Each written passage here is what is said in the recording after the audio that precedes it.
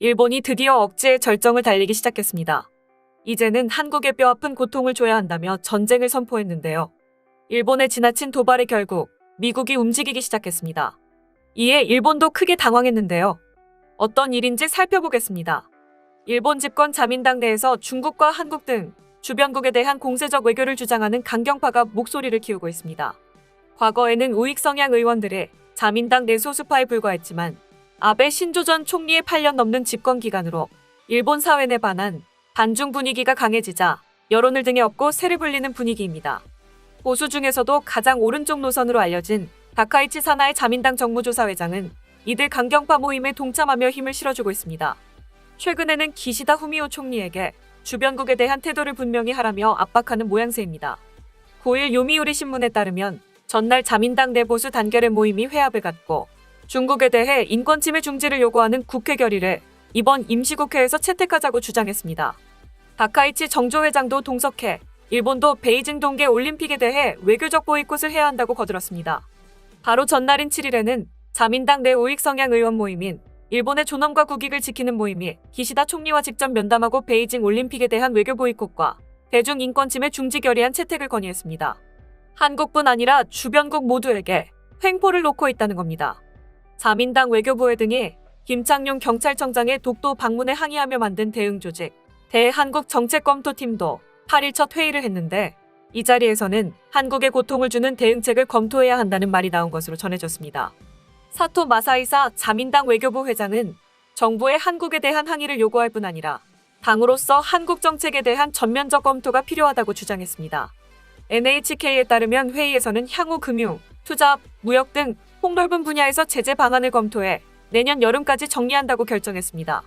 앞서 자민당뿐 아니라 일본 유신회 등을 포함한 초당파 의원 그룹 다 함께 야스쿠니 신사를 참배하는 국회의원 모임 소속 의원 99명은 태평양 전쟁 개전 80년 하루 전날인 7일 A급 전범이 합사된 야스쿠니 신사를 집단 참배하는 등 우익 강경파 의원들의 집단 행동이 계속되고 있습니다.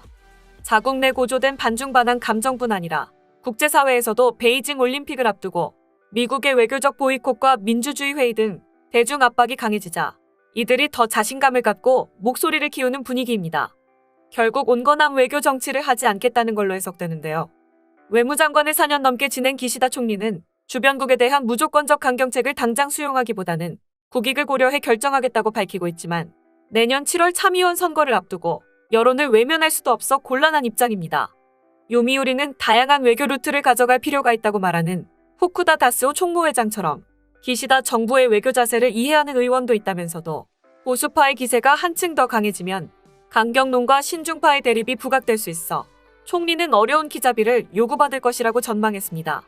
한편 일본의 이러한 외교 행보가 계속되자 미국 백악관에서 일침을 날려 화제입니다. 미국은 중국의 견제 속에서 한미일 동맹이 어느 때보다 강력한 위치에 있다고 밝혔습니다. 지금 상황에서 한미일 동맹을 흔들리게 해서는 안 된다는 겁니다.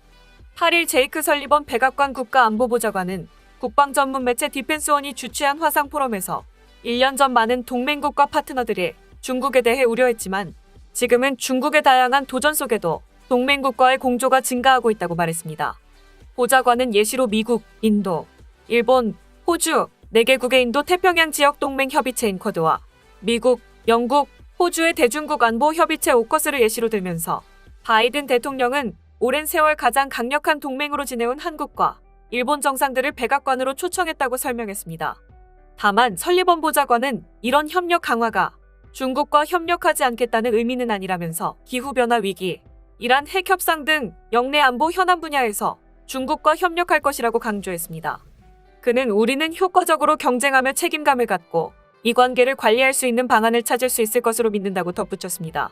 이에 대해 정치 전문가들은 동맹의 목적을 다시금 꺼내면서 한미일 동맹의 중요성을 상기시켰다라며 현재 내부 결속력의 보수가 필요한 시기임을 밝힌 것이라고 분석했습니다.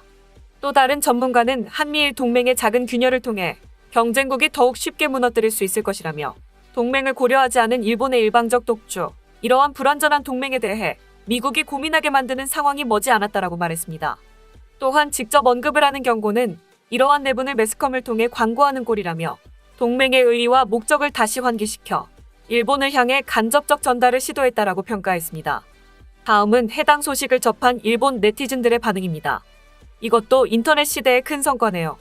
신문, TV의 자의적인 흘림도 일반 국민이 볼 수 있게 됐고, 한국의 횡포와 무례, 그들의 집요한 괴롭힘이라는 것이 뚜렷해졌으니까요. 덕분에 한국에 대한 인식이 180도 달라졌어요. 이제야 일본 정부도 진정한 국가 수호란 말을 당당히 할 수 있겠군요. 일부가 자꾸 전쟁 준비라고 억측을 하는 듯하지만 이에 흔들리면 안 됩니다. 이번 기회를 놓치게 되면 미래의 외부 침략으로부터 우리 땅을 지킬 수 없어요. 그동안 마구잡이로 반일 교육을 계속하다 보니 역사 분야에서 제대로 논의도 못하고 자기네 입맛에 맞는 조작과 꾸며낸 이야기를 하필이면 온 세계에 퍼뜨렸으니 한국과는 단교가 답이다. 이를 통해 서로 간 국력의 차이를 분명히 깨닫게 해야 한다. 한국을 제재하겠다는 건 아주 좋은 일이에요. 왜 지금까지 이런 의견이 나오지 않았는가? 어떤 대비책이 나올지 기대된다. 이제서야 겨우 이러한 논의가 이루어지게 된 것은 작은 전진입니다. 이 다음에는 실행, 그리고 결과물을 많이 기대하겠습니다. 열심히 하세요.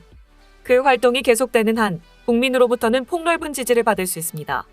그리고 기시다 정권 모두 야스쿠니 참배를 당당히 하세요. 이로써 자민당 정권도 무사할 것입니다. 그동안 유감 표명만 연발해 곤욕을 치른 게 문제다. 행동에는 행동으로 임해야 한다. 일본이 진정으로 나오면 무섭다는 것을 그 나라가 깨닫게 해주고 싶네요.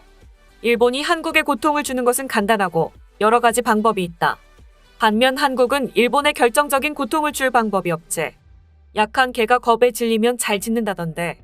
이렇게까지 일본을 화나게 하지 않았다면 고통 없이 편안하게 해드릴 수 있었을 것을 분명 서서히 목을 조르게 될 것이라고 생각합니다. 이를 언제쯤 눈치채실지는 모르겠지만요. 좋은 소식이지만 그 전까지는 검토조차 하지 않았다는 사실에 놀랐다. 이번에는 잘 부탁할게요. 진심으로.